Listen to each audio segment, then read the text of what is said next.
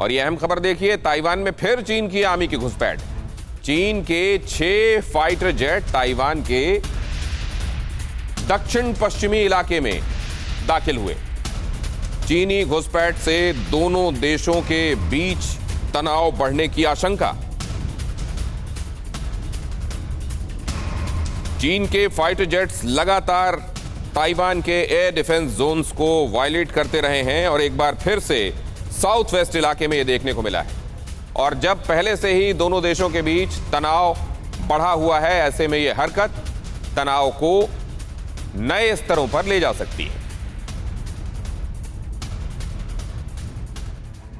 चीन की तरफ से इस तरह की हरकतें लगातार की जा रही हैं और नोट करने वाली बात यह है कि जब से अमेरिका की तरफ से चीन को सैन्य मदद देने की बात कही गई है, तब से जिनपिंग की आर्मी और ज्यादा एग्रेसिव मोड में आ चुकी है।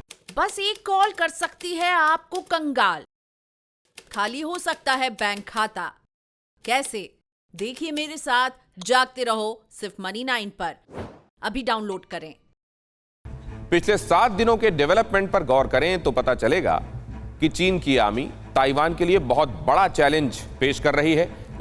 लगातार ताइवान के पास वाले चाइनीज इलाकों में ड्रैगन ने अपनी आर्मी का डिप्लॉयमेंट शुरू कर दिया है।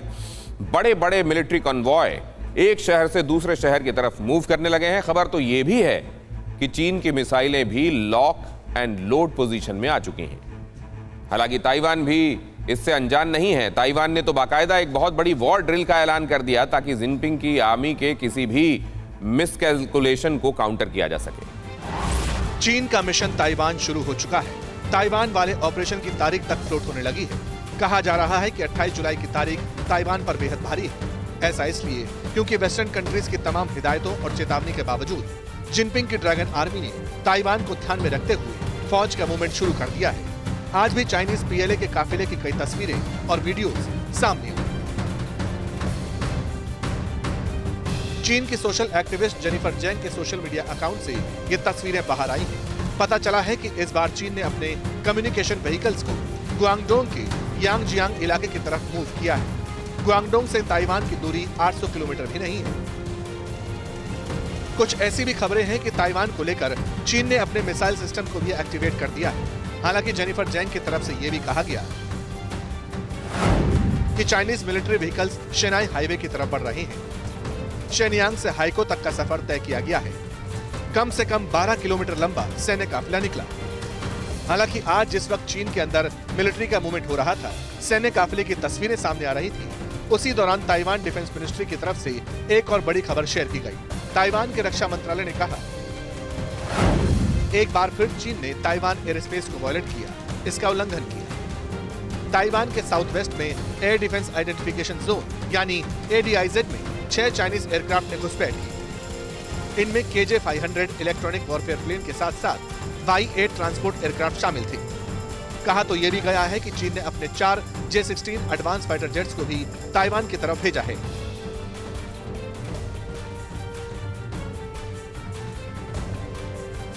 आपको जानकर हैरानी होगी कि बीते साल चीन के करीब 1000 विमानों ने ताइवान के एयर स्पेस को वॉयलेट किया था। इसका मतलब यह है कि चीन लगातार ताइवान को लेकर खुराफात कर रहा है, मिस एडवेंचर करने की कोशिश कर रहा है।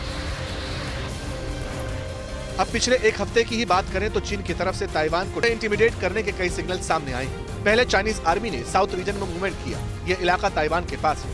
उसी दिन चीन की तरफ से वॉर ड्रिल्स को भी अंजाम दिया गया। इसके बाद चीन ने अपने एयरक्राफ्ट कैरियर शैंडोंग को ताइवान स्ट्रेट्स की तरफ भेज दिया, जबकि एक दिन पहले ही चीन के Y-9 प्लेन्स ने एलिफेंट वॉक के जरिए चीन की हवाई ताकत को दिखाया। इस सब के बीच ताइवान की तरफ से कहा गया है कि अगले 4 दिन तक अलर्ट रहें, क्योंकि ताइवान के अलग अलग इलाकों में एयर डिफेंस एक्सरसाइज की जाएगी। ये वॉर एक्सरसाइज 25 जुलाई से 28 जुलाई तक की जाएगी। इसमें सिविलियंस को शेल्टर लेने के लिए कहा गया है। मतलब साफ, अगर ताइवान पर हमला हुआ तो फिर बात ताइवान की खाड़ी से निकलकर इंडो पैसिफिक रीजन तक जा सकती है, जहां चीन और अमेरिकी नेवी के कई वॉरशिप्स तैनात हैं। और एक बार ताइवान को लेकर अमेरिका और चीन में टकराव हुआ तो फिर नौबत न्यूक्लियर स्काईफॉल तक भी पहुंच सकती है। क्या आपने भी खरीद लिया है गलत शेयर? हो गया है भारी नुकसान? देखिए मेरे साथ 80-90 पूरे 100 सिर्फ मनी 9 पर। अभी डाउनलोड करें।